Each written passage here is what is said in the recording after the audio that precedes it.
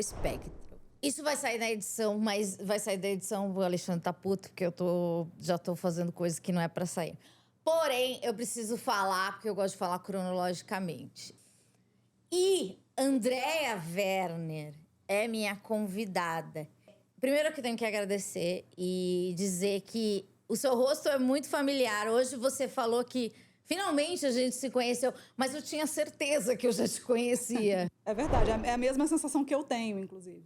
Parece íntima. Andréa, você é deputada estadual. Devo me referir a você de uma maneira mais formal? Vossa Senhoria, alguma coisa assim? Aí eu vou levantar e sair, não vai ter podcast Mas tem que mais, ter, falar? Você nem sabe, né? Eu acho chato, eu não gosto que me chama nem de senhora. Eu me sinto uma pessoa muito idosa, não tem a ver com a minha personalidade, assim, não. Me chama de Andréa mesmo e é isso aí. Andréa, você, em 2012, criou o Lagarta Vira Pupa. O Lagarta Vira Pupa se tornou uma referência de consulta para as mães atípicas e para quem quer conhecer o assunto. Como é que foi? O que te fez criar esse blog? Ócio. Num grande resumo foi isso, assim. Eu trabalhava em multinacional, né? Eu vim para São Paulo para trabalhar em multinacional. Eu sou mineira, ainda tenho um tiquinho de sotaque, né? Dá para notar. E eu sempre trabalhei em multinacionais. E quando o Theo foi diagnosticado com autismo, ele ia fazer 2 aninhos, eu trabalhava na LG Electronics, inclusive, naquela época. Dá desconto a LG Electronics pro funcionário? Na época dava para o funcionário, dava, inclusive. Mas, enfim, não sei como as coisas estão hoje. E aí, eu tive que parar de trabalhar, porque tinha que ter alguém para levar ele nas terapias, e era muita coisa que tinha que fazer, o médico dá aquele corre na gente, Isso, né? Corre, em BH? vai, corre. Não, aqui em São Paulo. Já em São Paulo. Corre, vai, faz terapia, faz isso, faz aquilo. Então, alguém tinha que levar ele nas coisas. Então, acabou que eu parei de trabalhar para poder ficar de monitorista. E aí, uma pessoa que é hiperativa, percebe, só o pé balançando, né? E que trabalhava muito, eu falei, eu vou começar um blog para ocupar a cabeça. Porque eu precisava ocupar a cabeça. Esse negócio de parar de trabalhar fora para virar monitorista não estava dando muito certo para mim. E era aquela época que tudo era blog, assim. Tinha blog de viagem, de gastronomia, de maquiagem. E aí eu entrei numa plataforma gratuita e comecei, e eu pensei, juro, eu pensei assim, a família vai ler. Vai ser assim, eu vou registrar as nossas vivências e acho que a família vai achar interessante, eu vou registrar a nossa história. E aí o primeiro texto que eu escrevi foi sobre como foi o diagnóstico e como eu me enganei, porque o médico perguntou assim, mas ele fala? Eu falei, fala, ele canta várias músicas do Cocoricó. E aí o médico falou assim, mas ele te chama, mamãe? Ele pede água? Aí eu falei, não. Aí é que eu me toquei que falar é diferente de se comunicar. E aí veio o diagnóstico e a gente estava buscando tudo para que ele fosse um menino feliz e tudo. E, enfim, eu compartilhei no Facebook na época esse post, o Facebook ainda estava no começo, e teve quase 300 compartilhamentos. E aí eu falei, mas o que está acontecendo aqui? A sua família está muito grande. Não entendi aquilo, e eu achei aquilo muito chocante, porque para mim era um relato tão pessoal e tão íntimo, e eu pensei, por que tem tanta gente interessada por uma coisa tão íntima? E aí eu continuei escrevendo, e o que eu fui perceber é que basicamente quando eu cheguei tudo era mato. Não tinha nada sobre autismo na internet no Brasil quando eu cheguei. E você pesquisava onde? Quando eu fui pesquisar, quando veio o diagnóstico do Theo, que a minha sorte é que eu falava inglês, então eu achei muita coisa em inglês. Nos Estados Unidos já tinha uma ONG grande, que era Autism Speaks, que hoje em dia, inclusive, os autistas odeiam, mas naquela época foi onde eu achei informação. Tinha um autista, que era o Kerry Magro, que falava em inglês, então eu comecei a seguir ele. Mas aqui no Brasil eu achei um grupo do Yahoo Groups, nossa, que era asperger@yahoogroups.com. E o Theo, o médico fala, naquela época ainda tinha essa nomenclatura de Asperger, né? Hoje em dia é tudo autismo. Eu sabia que o Theo não era Asperger. Mas eu falei, bom, mas é alguma coisa, né? Pra quem não tem nada. E eu entrei naquele grupo. E foi só o que eu achei. Então, eu acho que a partir do momento em que eu comecei o Lagarta, e aí outras mães como eu receberam um diagnóstico, chegaram em casa e foram pro Google, e elas acharam aquilo, foi, meu Deus, eu não estou sozinha. Tem mais gente nessa situação. E aí eu virei o oráculo de todo mundo, assim, todo mundo vinha pra mim. Porque, olha, você retratou aquilo que eu senti, e eu tenho muita facilidade para falar de sentimento, para descrever sentimento, descrever os meus sentimentos. Então, eu me identifiquei muito com o que você falou, de como você se sentiu depois do diagnóstico. Aí eu mandei o seu texto para toda a minha família, para a família toda entender como eu me sinto, aquela coisa toda. É porque a gente não consegue pôr em palavras, você conseguia. Sim, eu tinha essa facilidade. Então, muitas mães se identificaram e isso foi multiplicando muito rápido. E aí começou aquele retorno, não só de eu passar para elas, mas delas passarem para mim.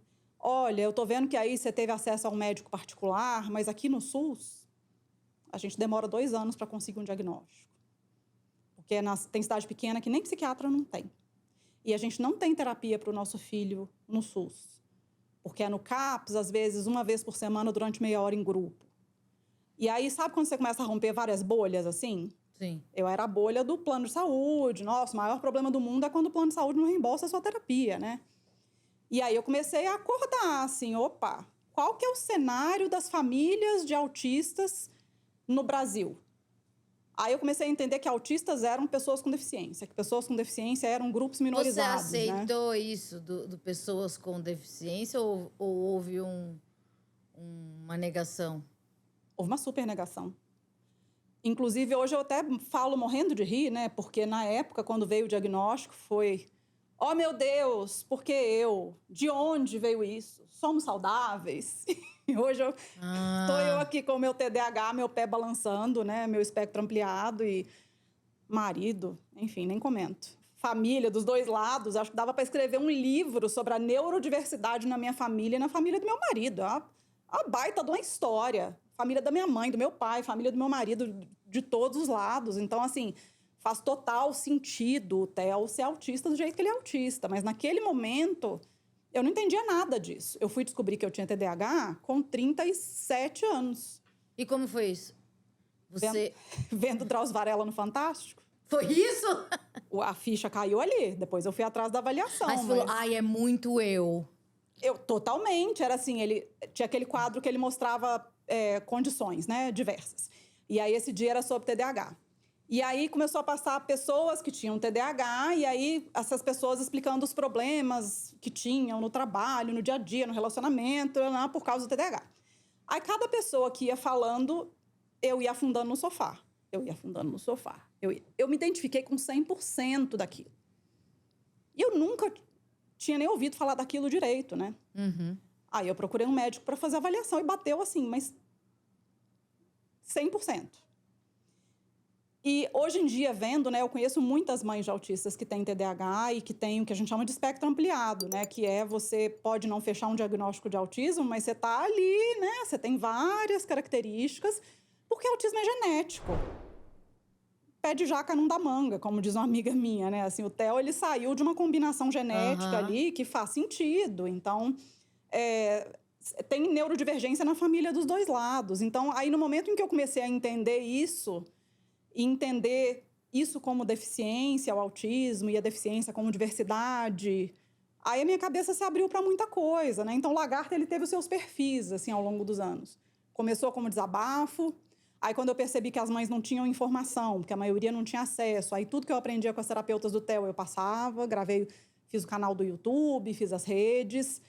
Aí começou a ficar um pouco mais politizado por causa da questão de brigar por políticas públicas mesmo. Porque eu vi que eu ia ter que ocupar alguns lugares como ativista para brigar por lei, para brigar contra a lei, porque, né, enfim, tudo é política. Você se deu conta em um momento, eu me tornei uma ativista, ou foi tão gradativo que você não parou para pensar? Teve um momento específico, assim, que eu falei, opa, que foi quando veio a lei que transformou o autismo oficialmente em deficiência para fins legais, que foi a Lei 12.764. Isso foi quando? Isso foi em 2012 mesmo. Foi logo depois que o Lagarta tinha começado, mas o Lagarta cresceu muito rápido. Muito rápido. E aí uma associação me procurou e falou, olha, a Lei 12.764 foi sancionada pela presidente Dilma, mas ela vetou alguns artigos. E tem uma turma que está meio que se articulando com uma deputada federal, que eu não vou mencionar o nome, que, enfim, não precisa, já passou isso, para que ela articule para derrubar esses vetos lá no Congresso Nacional. E esses vetos diziam respeito a uma brecha nessa lei que daria um espaço para que gestores escolares recusassem matrícula de autista. Basicamente, dizia assim, que as escolas eram proibidas de recusar matrícula, o gestor escolar seria punido com a ABC, mas caso ficasse comprovado pelas especificidades da criança que seria melhor para ela a escola especializada, aí tudo bem. Era isso que dizia. A Dilma, quando pegou aquilo, falou, mas veja bem, meu amigo, né? Isso aqui, qualquer diretor de escola vai pegar e falar, mas não, né? Tô vendo as especificidades desse aluno e tô vendo que vai dar ruim para ele ficar aqui, então é melhor ele ir para a escola especializada. Então, por isso que a Dilma vetou.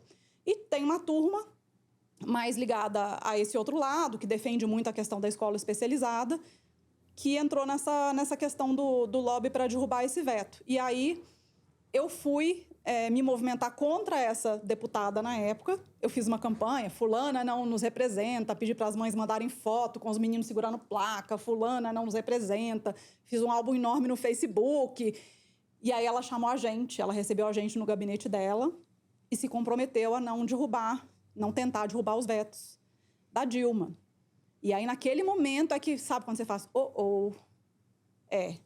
né, tem alguma coisa diferente acontecendo aqui. E aí, a gente conseguiu que ela não articulasse para derrubar esses vetos. Foi o primeiro contato com política institucional que eu tive, foi já logo depois que o Lagarta surgiu, assim, com essa treta envolvendo a lei que transformou o autismo oficialmente em deficiência. E hoje, o Lagarta existe uma equipe, né? É uma galera, tem muitas mães atípicas, tem pessoas aqui. Mulheres autistas. E várias. Como é que se tornou essa rede? E qual é a importância de fazer os autistas se sentirem em comunidade? Porque é relativamente novo, né? Essa denominação. Igual você falou, considerado como deficiência, muito recente. Então, como é que você vê esse trabalho de comunidade, a importância de olhar e falar... igual quando você assistiu o Drauzio, e pessoas falando, a gente se parece, a gente tem história em comum. Olha, eu fico pensando assim, autismo é uma deficiência, e deficiência é um estigma, né? Era um estigma até muitos anos atrás. A gente vem mudando de mentalidade, mas é muito difícil, porque da mesma forma que o racismo na nossa sociedade, a LGBTfobia, o capacitismo ele é estrutural. E por que eu falo isso? Eu sou uma mulher de 47 anos. Eu não tive nenhum coleguinha com deficiência na escola. Era inexistente. Eu não ia para a rua brincar e tinha uma criancinha com síndrome de Down. Eu não ia para a igreja, e eu frequentei a igreja desde pequena, e tinha uma criança com síndrome rara, com traços sindrômicos, qualquer coisa assim. Eu tinha um tio que tinha esquizofrenia e ele passou a maior parte da vida institucionalizado. Era assim que era deficiência na minha época, foi assim que eu cresci. Então, como que eu, mãe, iria encarar naturalmente um diagnóstico de autismo de um filho? Como que eu ia falar? Problema nenhum isso aí. Foi um sofrimento atroz, foi uma mini morte para mim naquela época. Um luto. Sim, eu usava Existe essa palavra, luto foi um do luto. diagnóstico. Porque é assim que a gente cresce. A gente não cresce convivendo com pessoas com deficiência para entender que aquilo é diversidade. Que tem gente que anda com a perna, tem gente que anda com a cadeira de rodas. Tem gente que precisa segurar uma lagartinha na mão para se regular ou ficar balançando o pé. Então, assim, isso é diversidade humana. Então, para mim, aquilo era uma tragédia naquele momento. Então, eu precisei de ter muito entendimento ao longo dos anos para entender essa questão do capacitismo. E aí, os autistas terem agora voz, irem para a internet e ter essas comunidades, primeiro que mostra para as pessoas comuns, né? Que olha, autistas falando, trabalhando, né? Enfim, autistas estão aí. E outra é para a pessoa que é também diagnosticada com autismo, para ela não se sentir sozinha no mundo. Eu não sei se você viu aquele filme do Andrew Solomon, baseado no livro dele, Longe da Árvore. Não. O Andrew Solomon é maravilhoso, eu amo ele. Que ele escreveu um livro só sobre famílias de pessoas com deficiência, basicamente. Por isso que o livro chama Longe da Árvore, é quando a fruta cai longe da árvore. E ele mostra, nesse documentário, uma pessoa com nanismo que vai para uma convenção que tem uma festa de pessoas com nanismo. E ele mostra como que essa moça transbordava de alegria de chegar lá nessa festa, nessa convenção e ver outras pessoas como ela. Porque até vários anos atrás, quando o Theo foi diagnosticado, não tinha nem nada na internet. Então, eu sentia assim, meu Deus, eu sou a única mãe de autista no mundo. Uhum. Imagina uma pessoa diagnosticada. Naquela época nem tinha diagnóstico de adulto, né? Sim. Então, as pessoas hoje em dia que são diagnosticadas na vida adulta, que é uma coisa que tem acontecido muito, se elas entrarem no Instagram, elas vão achar 300 Instagram de autista adulto. Mulheres, principalmente, que passam a via sacra até conseguir o diagnóstico, vão achar 300 Instagram de mulheres autistas que foram diagnosticadas na vida adulta e que passaram por outros diagnósticos errados também. Então, é muito importante. Eu já fui bipolar, eu já fui borderline, eu já fui milhões de coisas, né? Porque eu passo por um tratamento desde os meus 16 anos e já passei por todos os tipos de tratamento e palavras, né? E diagnósticos.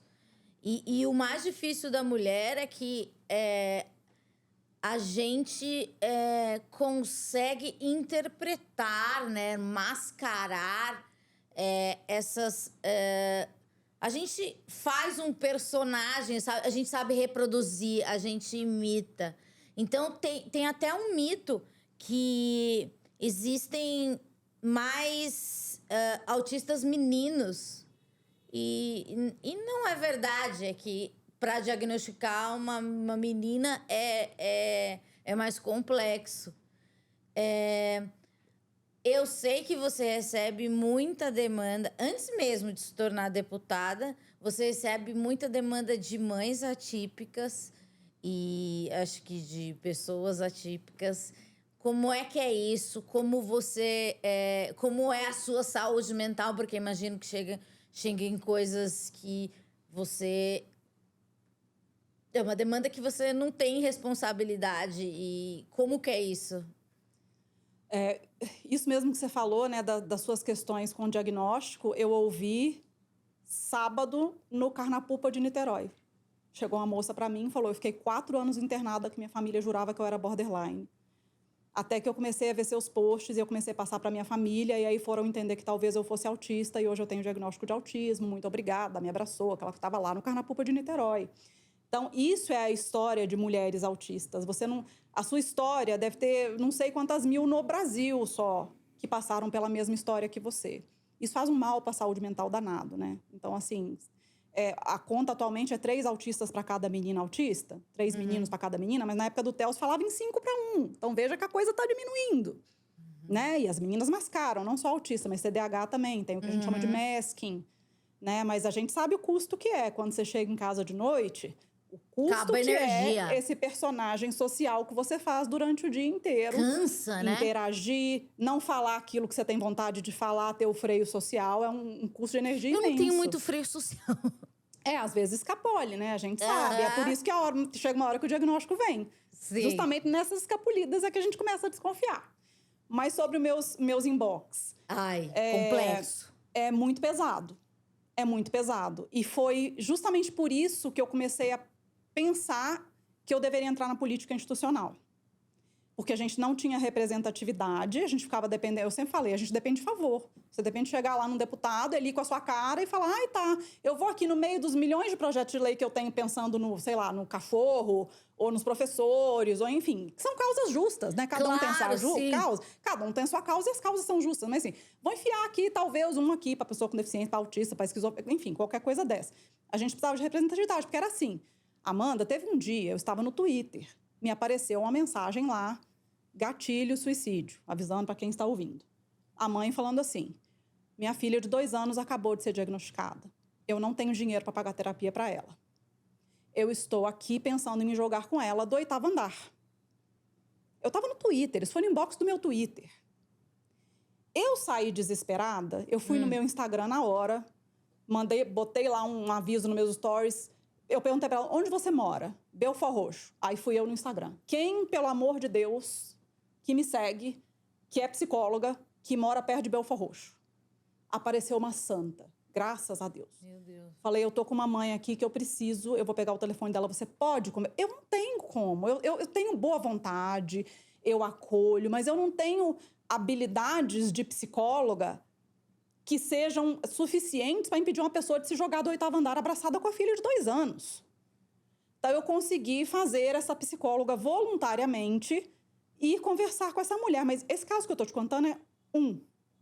Isso é frequente no meu inbox. Fora as mães que de fato se matam.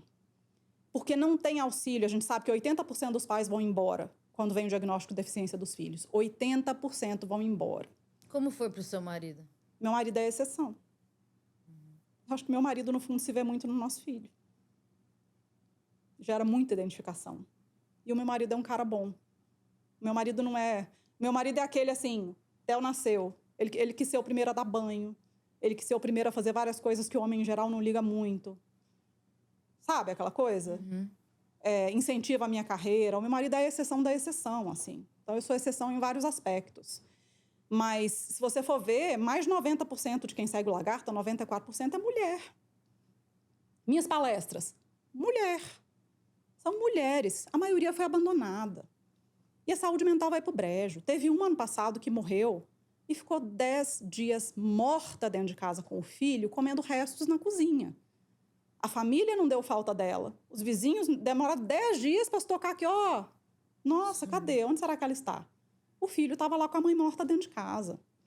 Então, assim, a gente tem uma questão aí, e sempre que eu conto esses casos, eu tenho que fazer um parênteses, que é: a culpa não é do autista. A culpa não é do autismo, ou do autista, ou da pessoa com deficiência. A culpa é de quem abandonou, que é o marido, a família, a sociedade, o Estado que não dá políticas públicas. A culpa não é da deficiência, mas nós temos aí que analisar todos esses múltiplos abandonos pelos quais essas mulheres passam. Vamos para o segundo abandono. Você falou a família. A família também, sei lá... eu vi uma coisa em algum lugar...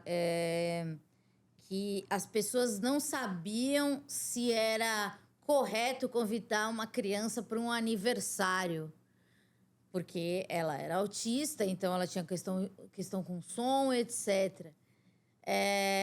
O que acontece com as famílias? Porque, igual você falou, eu não vi crianças deficientes na minha infância. As famílias também não viram, mas elas não são o primeiro núcleo. E esse segundo núcleo, como ele se porta?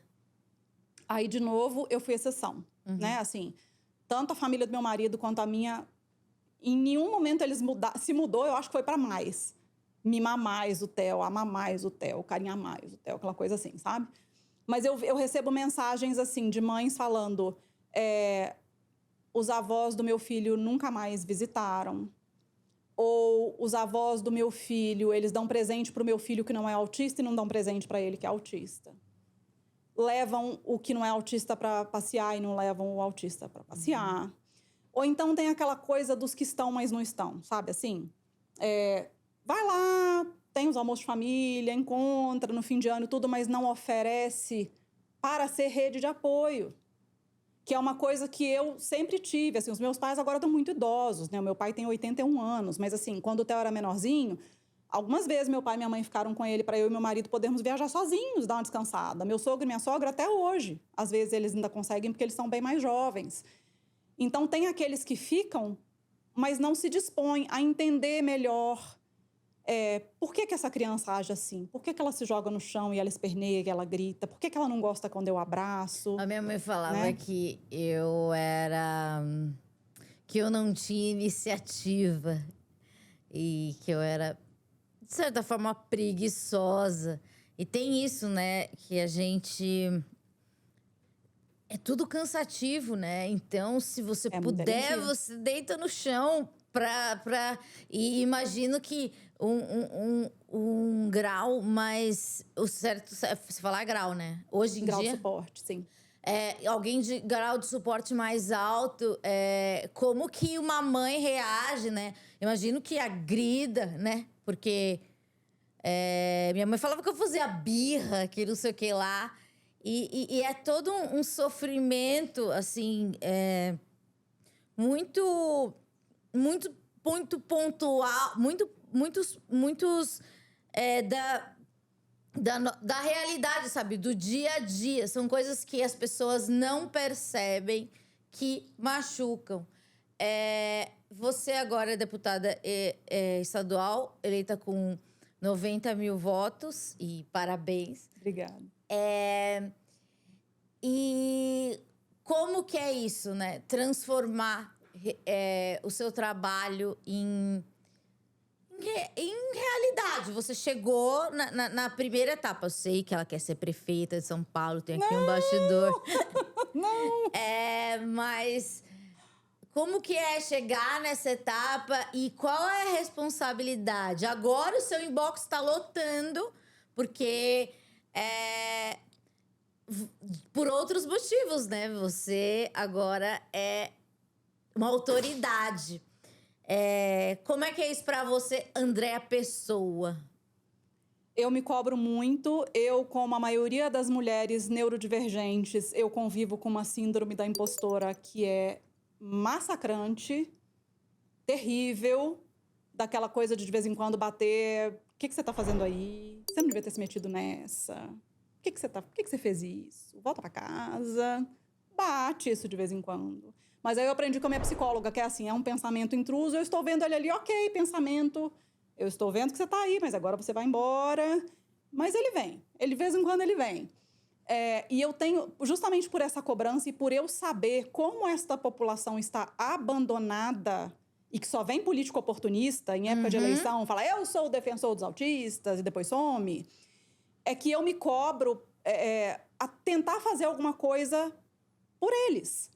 Só que eu também não vou conseguir fazer milagre. E aí, essa consciência de que é tanto problema para resolver e que eu não vou conseguir resolver o problema de todo mundo, isso me dói muito. E a minha psicóloga fala, mas você não pode sofrer por causa disso, porque ninguém consegue resolver o problema de todo mundo. Eu sei, mas assim, é uma coisa que eu tenho que aprender.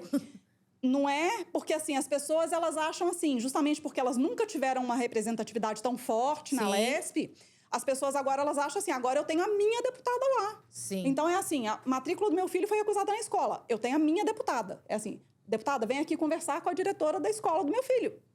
Porque eu votei em você e você é a minha deputada. Agora, resolve aqui com a diretora da escola do meu filho. O plano de saúde não está reembolsando a terapia do meu filho, mas eu votei em você para deputada. Então, você vai falar com o plano de saúde porque você é a minha deputada das pessoas com deficiência.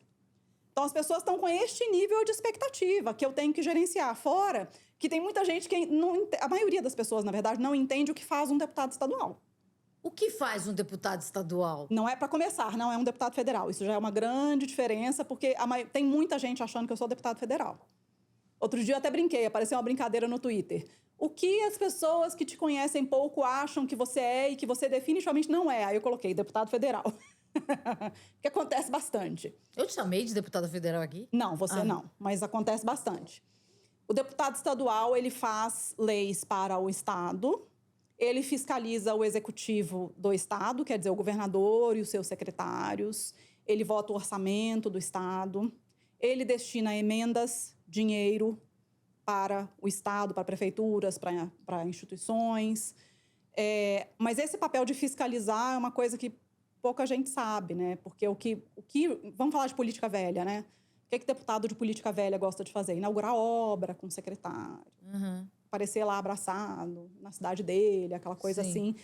Mas o trabalho de fiscalizar é um trabalho que ele é chato, ele às vezes não dá tanto ibope, mas ele é o trabalho mais importante que tem. O dinheiro está sendo aplicado, o dinheiro do orçamento do jeito que deveria? Por que, por exemplo, que nas escolas estaduais a gente não tem inclusão escolar? Não tem inclusão escolar nas escolas estaduais. Não tem. A gente tem uma lei maravilhosa. Isso quer dizer que uma criança com deficiência, ela não pode estudar no estado? Não, poder ela pode, a sua conta e risco, mãe. Porque é assim. Não tem acompanhante para ela, por mais que a lei diga que ela tem direito a ter um acompanhante, né, dentro da sala, se ela tiver necessidade disso. Sim. As professoras as professoras não têm capacitação, então no máximo tem assim, uma AVE, que é uma auxiliar de vida escolar, que a cada 4 salas para levar no banheiro, ajudar com a alimentação, mas uma para cada 4 salas. Aí se você tem um filho de suporte 2 e 3, de autismo, né, que precisa de um suporte maior, que nem fala.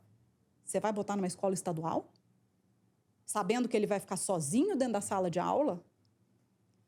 E aí, a gente vai fazer o quê? Vai fazer mais lei? Não, a gente já tem lei. E as leis são maravilhosas. O problema é que ninguém está cumprindo. E quem está fiscalizando? Quem está indo no Ministério Público? Quem está oficiando prefeitura? Então, teoricamente, já existe uma lei. Sim. Lei brasileira de inclusão. Como é que a gente faz para ser cumprida? A pergunta de $1 milhão, quase. Mas assim... a lei brasileira de inclusão ela que foi baseada na Convenção da ONU dos Direitos das Pessoas com Deficiência, tem países que copiam ela. É a legislação mais completa sobre pessoas com deficiência do mundo, se bobear. Ela é maravilhosa. Só que ela não é cumprida direito. Ela não é cumprida e ninguém fiscaliza, ninguém cobra, ninguém... E tem aquelas coisinhas... Ai, Amanda, cidade do interior. Isso é uma coisa que a gente vê muito. A criança teve a matrícula recusada na escola. Aí a mãe vai e entra na justiça. Aí vai o Ministério Público. Aí o promotor conhece o dono da escola, que é uma cidadezinha do interior. Ou o juiz conhece o dono da escola. E aí não vai para frente. A gente viu um caso recentemente pelo Lagarta, pelo Instituto, que o promotor fez um acordo com a escola, o promotor da cidade do interior, de que a escola deveria colocar uma cota de alunos autistas. Tipo, olha, vamos fazer um acordo aqui, mas ele achando que será bom, tá bom? Você vai fazer um acordo aqui com a gente de que você vai aceitar um aluno autista por sala. Um promotor fez isso, sendo que a gente tem uma lei que diz que é proibido, não pode ter cota de aluno com deficiência. O promotor fez isso. Então, assim, o próprio judiciário desconhece a lei brasileira de inclusão. Então, são tantas coisas, a gente precisaria até de um treinamento do judiciário sobre a lei brasileira de inclusão. Tem pessoa com deficiência que vai fazer boletim de ocorrência porque sofreu capacitismo. A gente já recebeu isso no Lagarta também. O delegado fala, o que é isso? Isso não está na lei, não. Isso não é crime, não. Não conheço esse crime, não. Então, é isso, sabe? Lei existe, mas tem o desconhecimento, tem quem não quer cumprir mesmo, tem vários entraves aí. E aí, nisso, as pessoas vão ficando afastadas dos seus direitos. Essas crianças, adolescentes, adultos, que são, na maioria das vezes, cuidados pelas mães, e essas mães perdem totalmente a esperança. É assim, coisas que eu leio no meu Instagram. Não adianta eleger ninguém, isso não vai para frente, porque não se cumpre a lei, nossos filhos são invisíveis. Né? Então, é muito triste você ver que as pessoas... Umas têm esperanças até além da conta, né, de coisas que eu não consigo fazer, e outras já perderam totalmente. É assim, larga para lá, não tem o que fazer.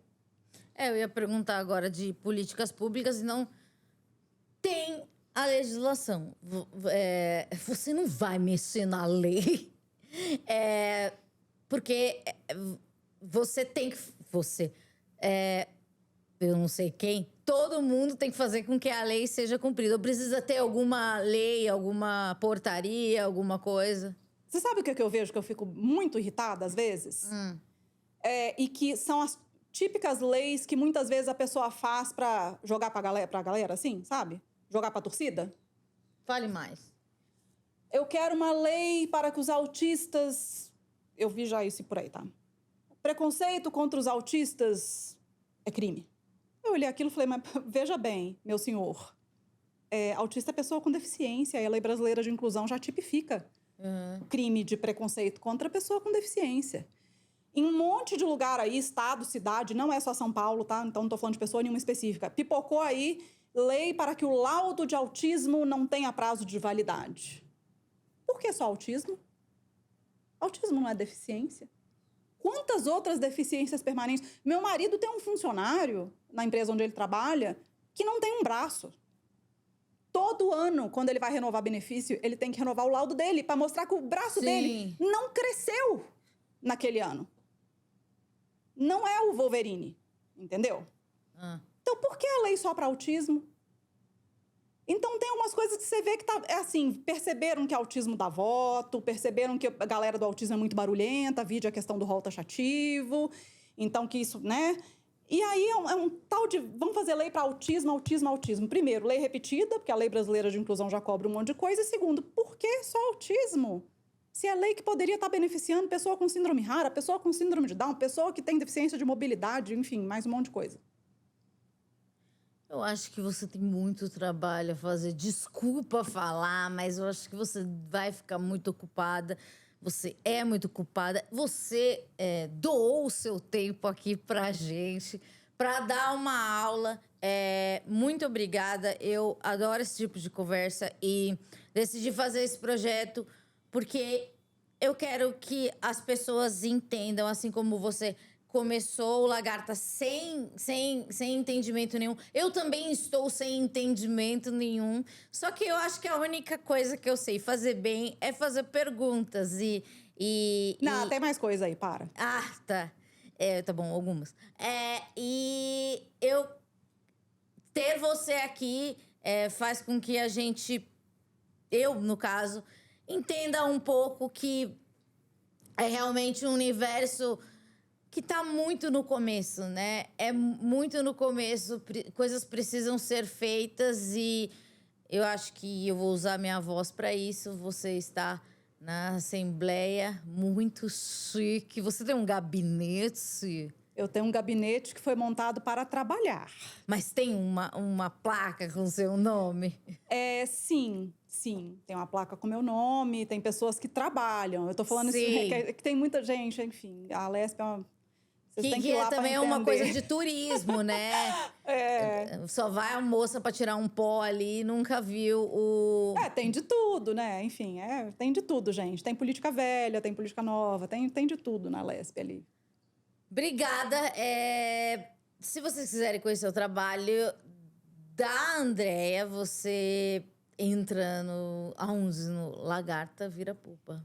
O meu pessoal, minhas redes pessoais são Andréa Werner. Se digitar Andréa W, já aparece. Instagram, Facebook, Twitter, tudo. Andréa W vai me aparecer lá. E tem as redes do Lagarta, que atualmente eu sou presidente de honra, que é um título bonitinho para dizer que eu não estou efetivamente no estatuto, porque agora eu não posso, né? Por ter Mas sido eu eleita entrei, deputada. tem toda uma equipe, né? Tem a foto de todo Temos mundo. diretoras, temos coordenadoras regionais, cuidando com muito carinho do Lagarta. Então, tem as redes do Lagarta também. Enfim, está sendo muito bem cuidado, meu filhinho, o Lagarta. Agora, uma pergunta muito brega. O que a Andréia atual falaria para a Andréia que criou um blog? Nossa, que criou um blog. Aquela Andréia era muito perdida, gente. O que eu falaria para a Andréia que criou um blog? Isso vai muito mais longe do que você imagina. Se prepara. Se prepara para fortes emoções. Vem aí. Bem isso. Porque eu realmente... A família vai ler. Tudo começou com a família vai ler. É isso. E hoje estamos aqui. Todos fazemos parte da mesma família. Muito obrigada. Esse é o Amanda no Espectro e a gente volta a qualquer momento.